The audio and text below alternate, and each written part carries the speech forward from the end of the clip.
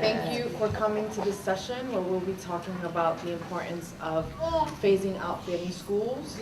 A few words about that. We know that school choice and having quality options is a key factor in the school reform movement and the education reform movement. And the practice of really analyzing, holding school accountable, and phasing out failing schools is key to having quality school choice. We are blessed, I would say, to have a panel of experts on these issues. I would like to introduce them to you now. We have at the far end Kevin Chavez, who is a leader in the ed reform movement. He has fought and promoted for school choice in a number of different roles and positions. Some of his key successes have been leading the charter school movement in DC, shedding light on the importance of early education, as well as co-founding and partner organization that we highly respect, Democrats for Education Reform, among a number of different successes. We also have Josiah Young, who is our legislative analyst at Students First.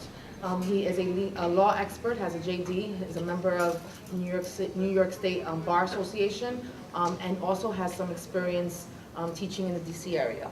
And we also have Dan Weisberg, who is a senior leader at TNP, who basically oversees a division whose primary goal is to ensure we have quality teachers for poor minority students. He's also worked in the New York City DOE and has led to significant reforms that have allowed for staffing authority in schools. So thank you all for joining us today, this afternoon. I wanted to, before we get started on the intricacies and the complexities of phasing out closing schools, or failing schools, I should say, I definitely wanted to take a step back and allow for some background around the issue. We know that the practice of closing schools down, as we often hear from our community, is a signature education policy in the Bloomberg administration, one that has been quite important in the ed reform movement the last decade here in New York City. But what I also want to convey is that this is not a practice that has come solely from the Bloomberg administration, that in fact there is policies in place on other levels that have allowed for this. So I really kind of put it out there for the panel members to really speak on what the parents can know around how this practice came about. Well, I'll just give a little bit of the New York history. Seems like some of the, first of all, good afternoon, everybody. I'm really pleased to be here with you today. We have some young people here who weren't around to see all the history, which is great to see. But actually, in New York, the small schools movement, this idea of replacing kind of large, comprehensive high schools in particular with smaller, more personalized environments for students, that started with parents. That was a push that parents made well before Bloomberg. And some of you may have been involved in that movement. For example, there were a number of community groups like Metro Areas IAF, Industrial Areas Foundation, in the Bronx and other places. This was an area where parents really activated about, and what they were looking for is options beyond what in many communities and many neighborhoods were a number of clearly failing schools with graduation rates well under 50% that were frankly dangerous, disorganized, and so they were looking for an alternative. And here and a number of other places, this was not the only city where this was happening. It was happening in places like San Jose, California, and other places. They wanted an alternative. That's where, and so groups got together, Visions, other groups got together to create these new alternative schools, and that started to happen, again, before Bloomberg was even in office. What happened certainly under Bloomberg is that process accelerated. And so you began to see, instead of just one or two, this policy of giving parents choices beyond just the one high school in the neighborhood, which really was failing, a number of smaller schools. That accelerated, and you began to see a lot, an embrace of that policy. But it really did start before Bloomberg was even a candidate for mayor. I think just to echo on the back of that, when we talk about the small schools model, to kind of break it down of why I think that as a policy has its benefits, right? I've heard stories, and I'm not a New York resident right now. I am barred in New York, but I don't live here. But I've heard stories of like Taft High School in the Bronx, one of the schools that was closed. And one of the terrible things I heard about it is the name that they called it was, what, training animals for tomorrow, right? That was the concept. Now that's like, colloquial speak, or people in the neighborhood, that's the way they see it. But this is a school with, 3,000, 4,000 students in it, and students can walk around anonymously. There's so much gang activity, and the ability to control the school is limited from an administrative standpoint. Kids really are running rampant. So when you talk about the small schools model, the idea of it is, at Taft High School, 8 schools went in and replaced that one huge facility. So now there are 8 different schools. Now, does that create its own set of issues? Certainly. But the idea and the concept, the bottom line, the value I see in the policy is that now you have a school, instead of 3,000, 4,000 students, now you have 300 students, 200 students. So there can be some type of interaction between administrators and the principals, and every kid, I can know you by face if I'm a principal, as opposed to these huge, massive high schools that are chronically underperforming. We know the test scores aren't good, and it creates an own problem with the environmental factors. So that's where I see the policy as it developed, something that we can hold on to and say, well, that's a good thing. Well, I want to step back a little bit. I think that it's like that thing your mama, your grandmama said, it's not what you do, it's how you do it. The policy, the best public policy in the world fails if you don't engage people who are supposed to benefit from it. And I think the real problem with the whole school closing issue, and it didn't start with Bloomberg. I remember years ago when I was on the DC Council and we were going to close Bruce Evans for a time and have the kids go to Kelly Miller. No, we're going to go to Kelly Miller, have them go to Bruce Evans. And it was done without any appreciation for the fact you were crossing, these parents would have to have their kids cross over 2 or 3 public housing complexes that were in conflict, and sometimes they do it in a way where they don't understand how the gang or crew activity is, how the neighborhoods don't always flow right. And parents and community folks feel put upon. I was just in Chicago 2 nights ago with some parents, and they were talking to me about the fact that when Emmanuel decided to close these schools, what people didn't talk about was some of those schools had been rehabbed and renovated within the previous year. So you tell the parents, we're going to fix your school, we're going to do all these cosmetic changes, and then 6 months later we're shutting them down. So I think that when you talk about this public policy, and I think that the Bloomberg's policy makes sense in terms of the right policy, but the wrong way to implement. Right. Because you have to engage people. The panel we had earlier, Sharonda talked about the fact that if there's a real problem with the education reform movement in America, it is too top down. It's not reflective of the people it's supposed to serve, and we do not engage the end user. I'm going to use, technical phrase. We don't engage the end user. And all the stuff that is positive in terms of this policy, you got to remember one phrase. We need to hug people while we change them. Because if we change them without hugging them, it ain't going to work. That's right. And I think that that's on the one hand. And I won't talk too long, I know. So that's on the one hand. But on the other hand, understand the reason for the policy. The reality is for most school districts, because of black, white, and brown flight, you have schools that are built for 1,000 people, well maybe 150 are there. And they still got to pay the electricity. Hey George, how you doing, man? Sorry I missed you. Still you got to pay for the lights, you got to pay for the upkeep. And then that's when the co-location thing comes in. In DC, we went through it. Okay, we got schools that are paying all this money. You can't close them because of the politics. Can't we share them and rent them out to some charter schools and make some money on it? And again, you can do that if you engage people. But you can't just get in the back room and say we're going to do this and we're going to make it all work. The other thing about the policy, when Florida passed its failing schools model back in 1999, 2000, and this is one reason why the policymakers like Bloomberg and others decide to do the backdoor stuff and not engage people, because they know the school system may play games. So when they passed their failing schools model in Florida, then the next year they changed the standards. They only had 6 schools in the whole state that were failing. In Ohio, this is what they did. They had a Lincoln High that was failing, a Washington High that was failing. They changed the names to Roosevelt High. They said Roosevelt High ain't failing.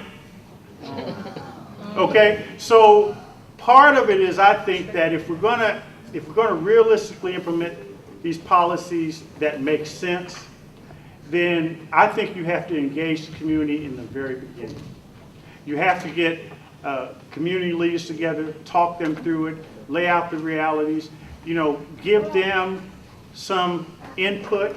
Even if you aren't able to accommodate them, you need to give them input. And I think that what happens, and I've been there, George knows this, I think that what happens when you're in these positions, because I'm a recovering politician, so I can talk about this, but when you get in these positions, you feel like that, you don't have time sometimes to listen to everybody because you're under siege. We're going to do this and we're going to do this. But I think this is one area, in the failing schools, closing schools, whatever, and ed reform generally, where we need to take our time and step back and engage people. Even if we're going to move forward, we've got to find ways to make people feel a part of it. Because if we don't, we're going to continue to have these tensions. I want to jump in because I know that one of the things that often the community envisions when they hear closing a school, right, is essentially a padding of the doors, a chains of the doors. Kids now have to kind of fend for themselves. Families have to fend for themselves and see where they're going to send their kids off. And I think that there's an opportunity to really raise awareness around what exactly takes place when a school is phased out. So I'm wondering if any of the panelists can speak around the 4 various models that exist and how they allow for improved education quality. So I just jump in and talk about the area where we work, which is around the people who work in these buildings. And, closing schools is one of the most dramatic things you can do. And look, I'm a product of New York City, proud product of New York City Public Schools, and they closed down a school that I went to, I would really feel it. I would really feel it. So I understand that, but there's one way to think about it in New York or elsewhere. You've got a school that is failing of the types that Josiah was talking about. The reality is this, and the hard reality is this. You're not going to change the outcomes for kids in that school unless you change the lineup of adults in that school. And that's a tough truth to deal with, but it doesn't mean everybody's got to go. It doesn't mean that the people in that school aren't hard working, they don't care. Look, as an athlete, I was on a lot of losing teams. It didn't mean I was a bad ball player. Maybe I was a bad ball player, but it didn't mean that I was a bad ball player just because I was on a losing team, right? You have to change the mix of adults because that's basically what forms the culture in that building. These are the leaders. Very often that means you need a leader. And here's something else that's very important. Why would you do this terrible wrenching thing to a community to close a school that has been in that community, been in the fabric of that community for decades? Why would you do this? Well, this is the reality of what you've got in a big comprehensive high school in New York City. You've got a principal who's probably been there in a revolving door. Principal changes all the time. That principal has probably chosen almost nobody on his or her team. The teachers who were there, by the way, a lot of them didn't choose to be there. On the old system in New York City, how did schools get staffed? HR, you come in to get hired, HR would say, go out to DeWitt Clinton in the Bronx. Right? Go out to Thomas Jefferson, that's your job. I don't care whether you want to be there or not. And by the way, the principal didn't pick you, didn't even get to meet you. So think about that. You got a lineup of adults in a building, a leader who probably didn't want the job, a set of teachers, many of whom didn't want to be there either. They weren't picked by the leader, and now you're going to say, take 3,000 kids, very challenging circumstances, all the difficulties we know in running a good school, and go knock it out of the park. Folks, it just ain't going to happen. And so that what really, when you think about closing schools and new schools and all this stuff, what it really means is you're going to have new leaders coming into that building, and very, very importantly, they're going to have they want this job. They want to open the high school of violin and dance in the Bronx because that's what they want to do. That leader has a vision for that particular school. This is the school I want to create. Nobody's forcing me into this job. I want to do this. And then, very, very importantly, I want to emphasize this. That principal gets to pick her staff. And the staff has to apply to be there. Guess what? The teachers have to want to work in that school.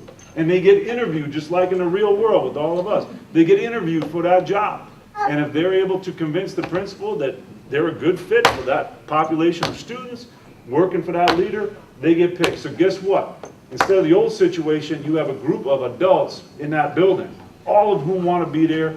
They all get the vision. They're all going in the same direction. And big surprise, you get better results. So what I'm going to say, the message I want to send is very difficult to follow, even for the policy nerds like us. Very difficult to follow all the back and forth. Who's right, who's wrong, what is it? If people are telling you, we're going to get you better results in this school that where you don't want to send your kids, but we're going to keep the same adults, be very skeptical. Because I'm telling you right now, it ain't going to work. Well, Go ahead. I'm sorry. What I wanted to say about the issue of the turnaround policy is kind of taking a look at the numbers too. When people say, you know, closing schools, there's automatically a stigma with that. I mean, I think we're all in agreement that nobody thinks that closing the school and boarding up the doors, as Raisa alluded to, is the right thing to do. You know, it seems counterintuitive to the community. But when you take a look at the numbers of the reforms under the Bloomberg era, there have been 656 new schools open, as opposed to 142 schools phased out, right? So you're creating more options. Now the question is, are these higher quality options? You know, that's where the accountability and all that has to come in. When you just take a look at the numbers flat out, this is not a closing schools argument, this is a changing the process, this is changing the status quo. And now you have these options, and we all heard Mr. Canada speak this morning, right? You're providing opportunity for different models of schools to come in. You know, we know that the districts haven't been necessarily working. That's not to say abandon them whatsoever. You know, we hear the arguments you need to put more money, more resources into these schools, and that's all true. That there have to be multiple levels of adjustments that go on. But when you're talking about closing schools, this is not like kicking kids out. And another thing that I wanted to mention was something that I really like about the phasing school model that I learned is that when you're talking about phasing out of school, that means that if in 2013, Josiah Young High School is slated to be closed, that means that no more incoming ninth graders are coming in, right? So, but the students who are in 10th and 11th grade, they're gonna be allowed, at least in certain circumstances, I know for a fact, to finish out that school. You know, so it's not like you're gonna immediately have to say, now where do I go? Because it's the district's responsibility to make sure there are quality options for your students. So when you talk about the numbers of it, I just want to reframe it as saying, this is not just about closing, this is closing and replacing with quality options. Quickly, a couple points. I think you're right. You have to have a balanced approach. So the policymakers have to understand, as I mentioned earlier, the nuances of community. Also have to understand the deeply held sentimental and nostalgic feeling that our folks have for our schools. Because, you know, pre-civil rights movement, the gateway to the middle class for black folks in this country was through education and the school system. Our first group of professionals in mass were in the schools. And, you know, so some of these institutions like, you know, George knows, Dunbar in DC is an institution. And people's great-great-grandmothers and fathers went there. But Dunbar of 1940 ain't the Dunbar of 2013, okay? So, you know, any changes to those historical, sentimental institutions has to be handled with kid gloves. And I think that part of the approach that the policymakers and the implementers of these policies have to do is when they sit down with the community, engaged community, they have to give them, as Josiah said, viable alternatives and let them play a role in discussing and implementing those alternatives. And you can sit down with folks and say, look, you know what, we're going to have to do something over here, but we're considering doing this as an option. It won't be as disruptive.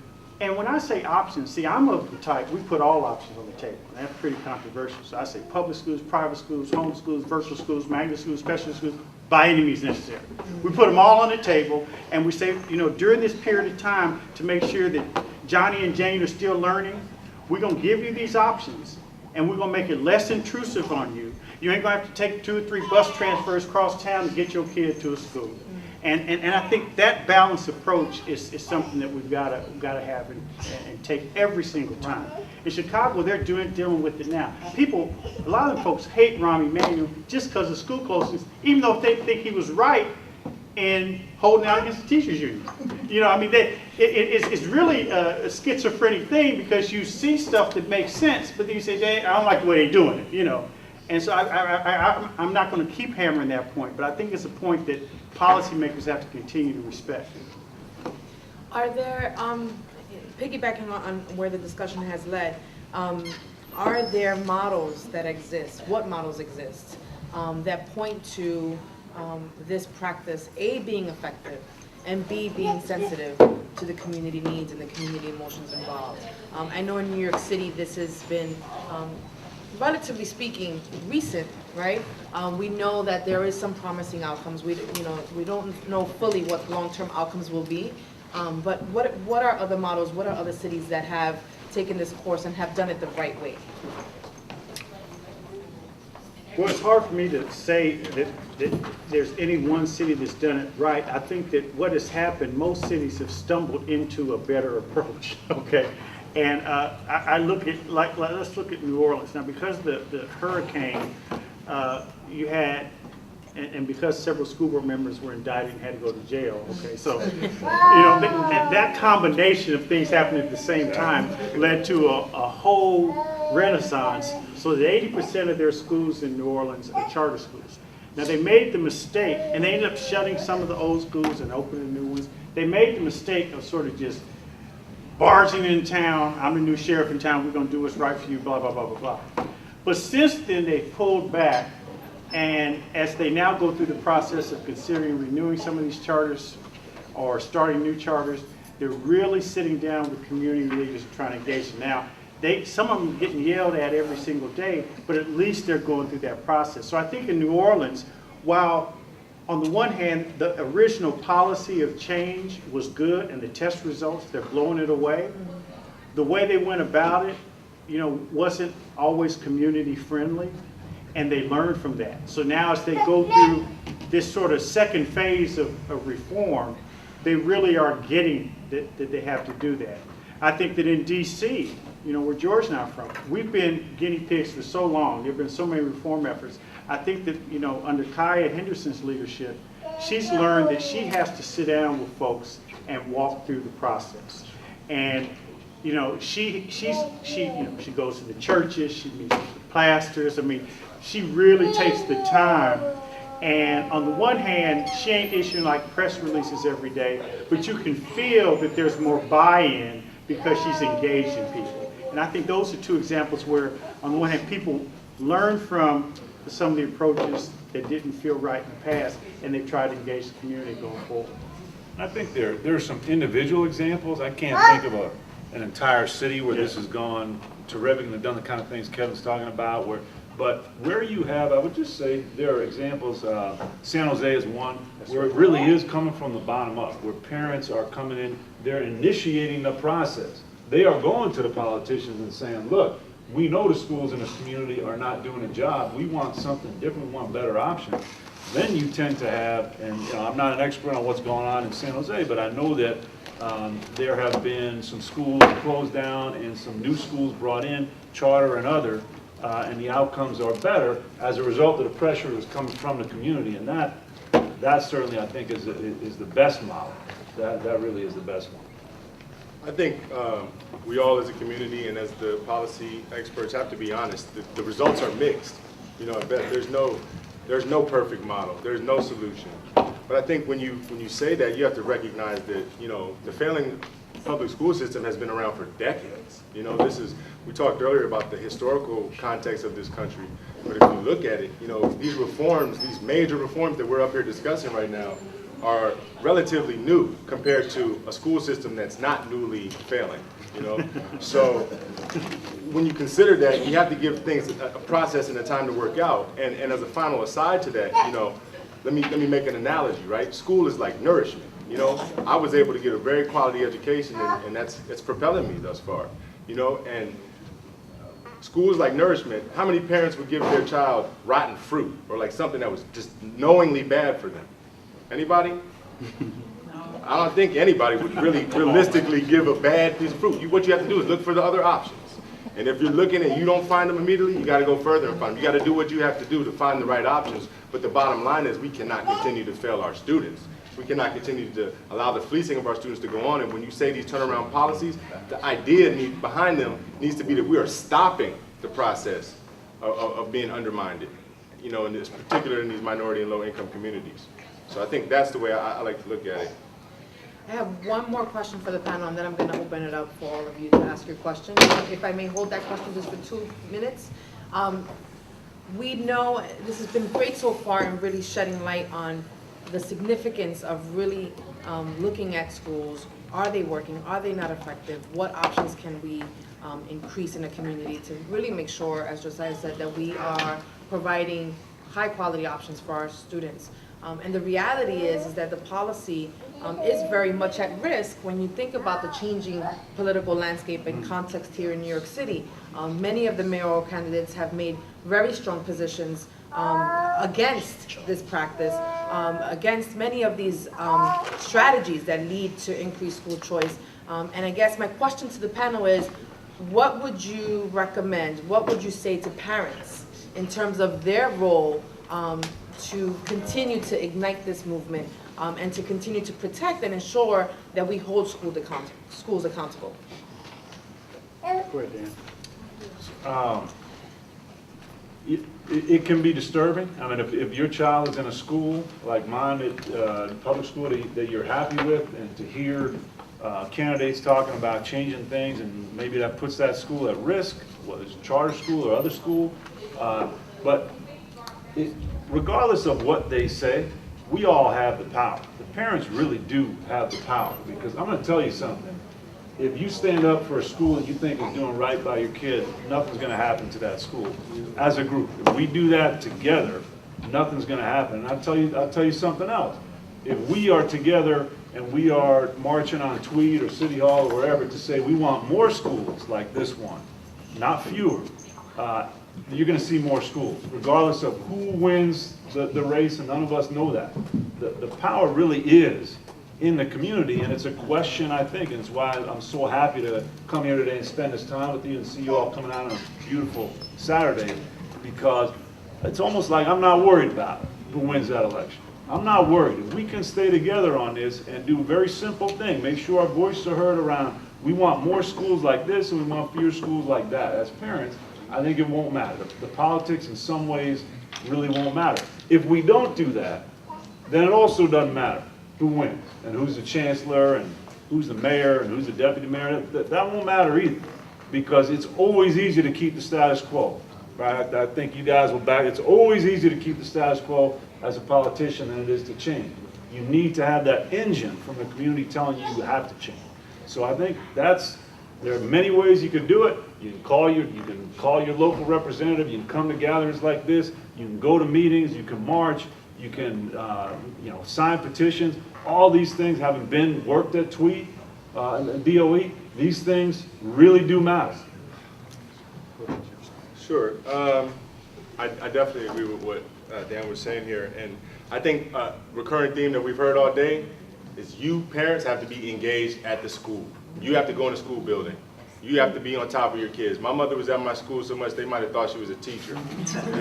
She always was there. And so that's needed. You have to engage and you have to take the onus. Look, really there's no room to cast blame. If we're going to be outcome focused, we got to do what is right for the kids. So we don't need to say, it doesn't have to be a conversation about what the district is doing wrong, what the parents aren't doing enough of. But I'm a parent myself. I have 2 children who will soon be school age, and I'm going to do everything I need to do for them. That's just the bottom line. It doesn't matter if I got to pull them from the school, if I have to try to move, scrap together 2 pennies and do what I have to do, right? And that's not, everyone doesn't have the same options, circumstances are always different. But the main point is the impetus is on the parents. It's your job to get in there and know what's going on in the schools. That's what engagement is really about. I think the second thing that's relevant to this is that, the more pressure, people start relenting, So if there's 2 voices, that's one thing. If there's 100 voices, that's a better thing. If there are 1,000 voices, it's an even louder roar. You've seen that in popular legal cases and all that. To avoid controversy, I won't even go into it. But you see, charges came only after public pressure sometimes, right? So that's what you have to do on this issue. This is a social justice issue. This is like a civil rights movement 2.0 or whatever you want to call it. I don't know what version we're on now. But you got to jump to the front of the fray and be willing to use your voice. Mr. Parker spoke about it, and I really believe that. What I do in my role as a legislative analyst with Students First is I just look at the laws and I try to implement the policies through the laws. But I know what's going to affect those laws and who's going to vote on them. And when it comes down to legislators, state senators, The people have to hold them to the fire. You got to say, look, I'm not voting if you're not doing this for my kids, you know, and you're going to hear about it too. So when you have these public meetings and the district people come out and they're very cursory to you and dismissive, like this is just what's happening, at least let them know how they feel because they're human. Let them know how you feel. So they're going to go home and at least feel it. And maybe one day the shift will happen. So it's important to keep the pressure on. And you guys are all doing a great thing right now by being at this empowerment conference. This is about parent empowerment. So you take this knowledge, you go in your communities, you go into faith-based communities. Look, we're not usually at the table. You know, we're not usually privy to have discussions about education of our children, of our sons and daughters. So when we have these opportunities now, we've got to be strong in them. So real quick, I mean, what you can do, I echo what everyone else has said, but the bottom line is you have to be cognizant of the need to speak truth to power. And sometimes it's so easy when you feel powerless not to do that. And it's so easy to say, should I say this? Or am I making sense? Or am I standing alone? And, you know, you gotta, you know, man up, woman up, stand up, and say what you feel. Because this is an area of education, the education of our children, of your children, where we can lead the leaders. Now, you look at the mayor's race, it's no different from any mayor's race, any governor's race, any presidential race. They're going to just play lip service when it comes to education. Okay, that's just what they're going to do. The only way there's going to be substantive change is if the people stand up and speak truth to power. And another thing, I just wrote this, I have a Huffington Post blog, I wrote this piece just last week titled The Courage to Lead. One of the reasons why we need to lead the leaders is because they have politicized everything. The Democrats have this party platform on education. The Republicans have that party platform. And if you don't fit squarely within, you get ostracized within your own party. This is an issue where you all have to remind the leaders that they have one overriding responsibility when it comes to education issues. What's best for these children, period. And see, what happens is, I'm going to tell you, and I know this, what they'll do is they'll say, well, you know, but, you know, we're not for this in the Democratic Party, or we want this in the Republican Party when it comes to education. And that's how policy gets made. Because the Democrats propose this, Republicans may be in charge, say we don't want this, there's this back and forth. What you all have to be is the conscious of the policy making. And you have to be able to say, you know what, y'all need to put aside all that stuff that ain't got nothing to do with having a quality teacher in my kid's classroom and a great principal running my kid's school. And that's what I think. So don't be fearful, because you have more power than you know. We're all saying the same thing, but I really think that you need to understand how important and how significant your voice is, particularly in that political environment when politics rules. Thank you all so much. And I want to definitely open it up. I know we've had a gentleman over there waiting patiently to ask his question, so we'll open it up now for Q&A. Yeah, my question is, like when you go close the school, like you said, put in new people instead of closing the schools first. But I think, like, you just close the schools, people have to go over here, like you said, go across, just and it's right there. You just have to change the people that's in the school. So my question is not just why you just automatically just not close down the school, make a change first. Then the change is not working, then close down the school maybe. But make a change first. Why can't you make a change first before you close down the school? You know, it's a really good question, and you know what? There is no good answer. I'm gonna tell you that right now, because to put it bluntly, if you don't close the school, the rules are such that you can't really change the mix of people in that building. That's just the reality of it. Even if the community, like they say we voted for a mayor, like why can't you vote for a principal of the school? So see, that's exactly where I hope you would go, because the rules can be changed, right? Human beings made the rules. The rules can change, but the way the rules are right now, so I hope that pressure that my panelists are talking about, you know, you guys are thinking about this, because yeah, it doesn't make sense. But the reality is, within the laws, within the contracts and so forth right now, You can't go into a school and say, get everybody together, get the adults together and say, look, no, everybody cares about the kids, nobody's working hard. It's not working. We're not getting the kids to where they need to go, so they're going to graduate high school, ready to go to college, ready to go to a career. So we gotta change things, and we gotta bring in some new people. Right now, if you did that, they'd say, some people would say, go ahead and try it, make my day. You can't force me to reapply for my job unless you close the school. Right? But there's ways, and I think you're absolutely right. But one way of speaking truth to power is to organize with a purpose. This meeting's about organizing with a purpose, so that you become enlightened, so you can make decisions that are best for your family and your community. But there are a group of parents, and one of them is here, Shirley Ford from Parent Revolution in LA. So what they did in Los Angeles, they changed the rules because they were tired of having chronically failing schools and the school district do nothing about it. So they changed law saying, you know what, if we get this over half the parents to sign a petition saying that the principal needs to go, then the principal's got to go. And they got the first, Parent Revolution, parent trigger law in place in California. And guess what? It's making a difference. Now you've got them pending all over the country. Those were parents. That lady right there, those were parents. Raise your hand, Shirley, so you know what I'm talking about. And she ain't paid me to do it. So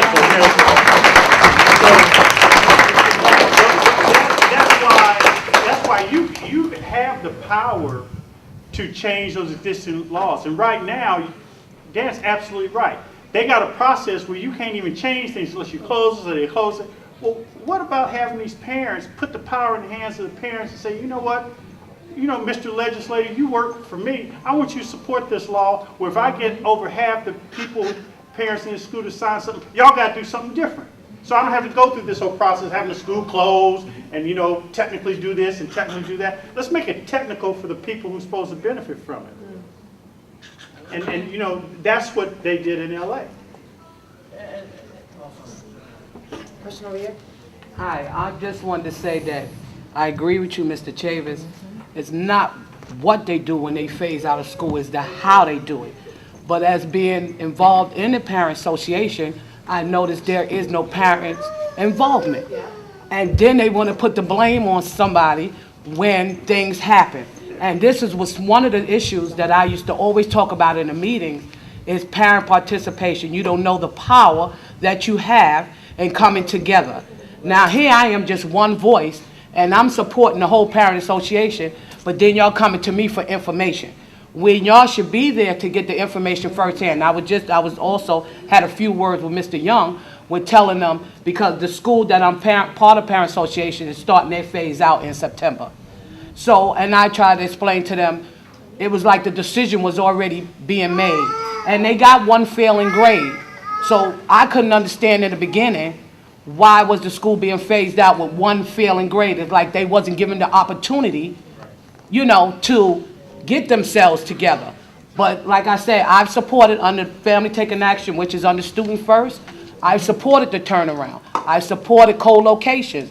I have also have grandchildren. I'm my grandchildren's advocate. So I'm their voice. So that's why I'm always out there in the loop. And you'd be surprised by being out there in the loop how informed you can be. If you stay shut in, you're going to get no information. And it's like the early bird that catches the worm. And I always reiterate and tell the parents how important it is to get involved. Don't bicker among yourself, but get out there and let your voice be heard. And they don't understand the power that we have when you come together. Like I said, I supported charter schools. I think what it is sometimes the name throws people off. Charter means like a private school put inside the school. They don't know the whole gist of it because people don't come out and ask questions. I do, because like I said, I wanted better educational options for my grandchildren. I wanted private school education that's free of charge. And that's why I always tell them how I came out and started talking and forming our ACE New York chapter and letting people know that you need to get involved. Now, you want to make a difference in your children's education, you have to be involved and you have to become a part of the system. Otherwise, the system will take care of you. So that's why I try to explain, like, when you come out and you support and you saying, okay, I'm gonna take charge. You can't just leave the schools up to the whole full education of them. The education must come from home as well. So that's why I let them know that you have to get out and you get involved. And I am so happy to see all these people out here for this convention. Because if I could get that type of attendance for my chapter meetings, it would be so much great. And I'm just talking about on a concentration of just my small area alone. So that's why I said this was a great thing. I had to be here. I thank you all for coming. Y'all made me more informed. You know, I started kind of turning against charters and stuff because I didn't know. And that's what happened when you're not educated. But once you see the options that they have, you know what I'm saying, then you have to realize, talk to me, explain it to me in layman terms, then this way I can ride along with you.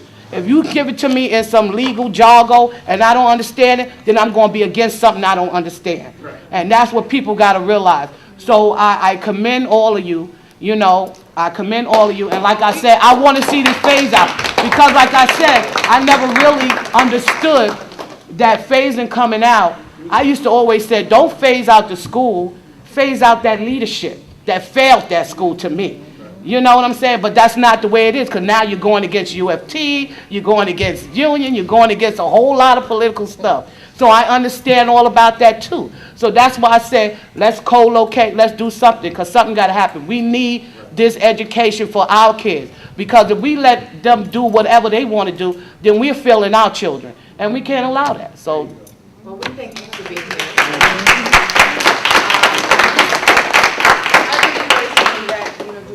To not only thank you for being here, this is a first step, right? You talk about parent participation. This is the first step. How do we raise awareness and then bring that out to our communities and have it be a movement, if you will. But thank you for your words. A question over here, this young man. All right. So obviously I'm not a parent.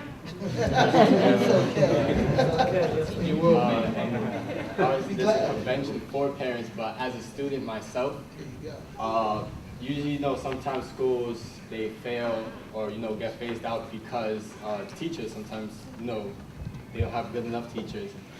And, you know, you guys want parents to talk out more, but I want to talk about how sometimes students try to talk out. Like in my middle school or even in high school, we had bad teachers.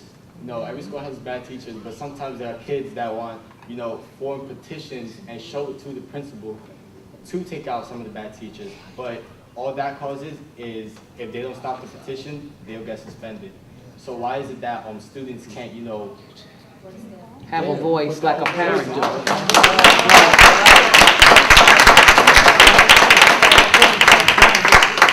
I think you're exactly right about the teacher quality issue, and that's something that my co-panelists here can talk at length about, because